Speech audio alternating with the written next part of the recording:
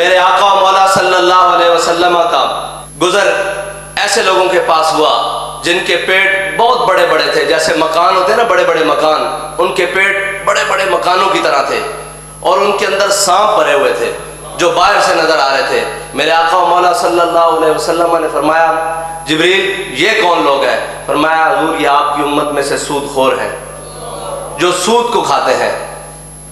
آپ مجھے بتائیں کہ جب پوری ریاست کا نظام سود کے اوپر چل رہا ہو اس میں کبھی برکت آ سکتی ہے؟ کتنی سخت وعید ہے۔ اللہ تعالیٰ نے فرمایا جو سود کھاتا ہے وہ اللہ اور اس کے رسول سے اعلان جنگ کرتا ہے۔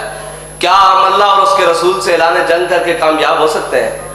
ہم اوپر لاکھ ورق چڑھائیں نا ساری باتوں کے کہ جناب ہم اسلامی جمہوریہ پاکستان، اور نیچے تمام معاملات لین دین سے لے کر ایک سوئی کے خریدنے سے لے کر اوپر عالمی سطح کے معاہدوں تک ساری باتوں میں سود شامل ہو، کیا ہم کامیاب ہو سکتے ہیں؟ کبھی بھی کامیاب نہیں ہو سکتے۔ اور اگر وہ کہتے تھے کہ جی لوگ دنیا سود کا کاروبار کرتی ہے، ہمارے قائد فرماتے تھے کہ دنیا کے لیے وہ اصول نہیں ہے، قرآن ہمارے لیے اترا ہے، دنیا کے لیے نہیں اترا۔ دنیا اس پہ عمل کرے یا نہ کرے اس کے لیے اہم نہیں ہے، اگر ہم نے قرآن کو چھوڑا تو وہ معزز تھے زمانے میں مسلمان ہو کر، اور ہم خوار ہوئے تارک قرآن ہو کر۔ قرآن کو چھوڑ کر ہم یہ کہیں کہ ہماری معیشت نہیں چلتی، کیا معیشت درست ہو گئی ہے؟ کیا معیشت درست ہو جائے گی؟ کبھی بھی نہیں ہوگی۔ جب تک میرے آقا و مولا صلی اللہ علیہ وسلم کے فرمان پر عمل نہیں کیا جائے گا کبھی بھی معیشت درست نہیں ہو سکتی۔ ہاں وقتی طور پر کچھ ڈالر لے کر کچھ وقت تو گزارا جا سکتا ہے، لیکن پھر جب سود اپنا حساب لیتا ہے پھر یہ کہتے ہیں جی کہ IMF کے بھی مقروض ہو گئے ہیں۔ تو استاد صاحب نے فرمایا تھا ہم تمہیں ایک نسخہ بتاتے ہیں کہ آج سے اعلان کرو کہ ہم سود نہیں دیتے۔ حقیقت پیسے تب دیں گے جب ہمارے پاس ہوں گے۔ اس وقت ملک ہمارا خسارے میں ہے، بھاگ جاؤ ہم سود نہیں دیتے۔ اور فرمایا تھا اگر ہم سے مانگنے آئیں گے وہ پیسے کہ ہمیں دو، تو ہم کہیں گے ان سے نکلواؤ جنہوں نے آپ سے پیسے لیے۔ ہماری قوم کے لیے تو کوئی خرچ نہیں ہوئے پیسے، بلکہ وہ پیسے تو جناب سوئس بینکوں میں چلے گئے، وہ پیسے تو جناب لندن اپارٹمنٹس میں چلے گئے، وہ پیسے تو جناب سرے محل میں چلے گئے، اور وہ پیسے تو جناب زرداری ہاؤس کے اوپر خرچ ہو گئے۔ قوم کو کیا ملا؟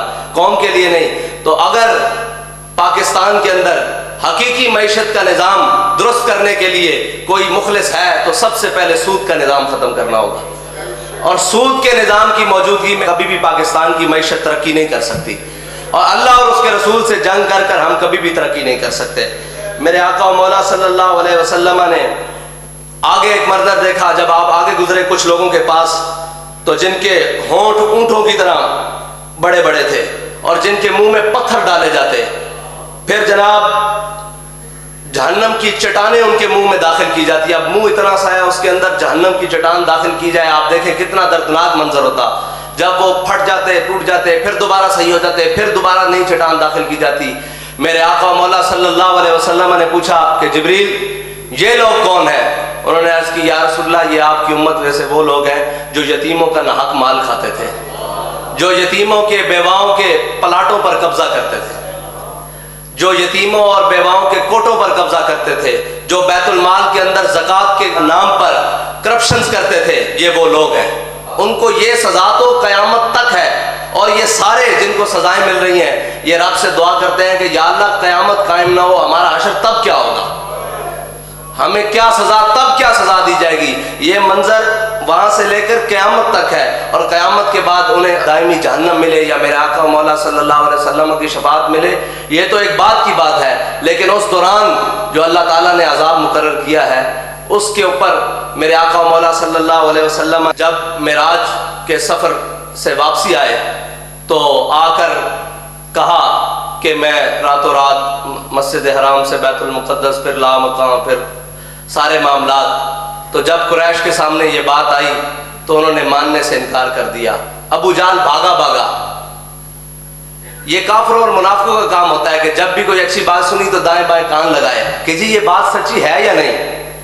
بھاگا حضرت جناب صدیق اکبر کے پاس آیا، انہوں نے کہا کہ ایک بندہ راتوں رات مسجد حرام سے بیت المقدس جائے، پھر لامقام، پھر آگے چلا جائے، کیا آپ کی عقل کام کرتی ہے؟ قربان جاؤں حضرت صدیق اکبر پر۔ پوچھا یہ کہا کس نے ہے، یہ بات کہی کس نے ہے؟ اس نے کہا کہ یہ بات آپ کے آقا و مولا صلی اللہ علیہ وسلم نے کہی ہے۔ حضرت صدیق اکبر فرمانے لگے اگر میرے آقا و مولا صلی اللہ علیہ وسلم اس سے بھی بڑی بات کرے تو صدیق ماننے کے لیے تیار ہے۔